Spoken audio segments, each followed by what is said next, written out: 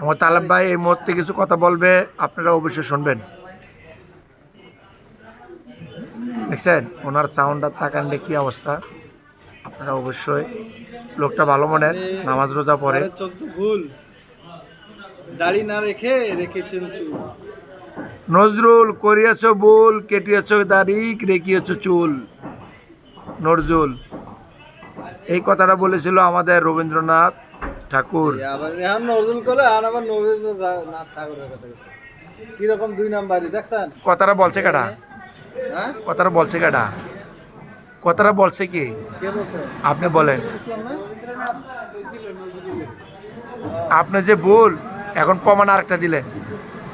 ভাই দর্শক আপনারা দেখেন, এই ভদ্রলোক কবি নজরুল নিয়া ভালো কথাও জানে নাই, খারাপ কথাও জানে নাই, না জানি না একটা কথা বলে আলেছে।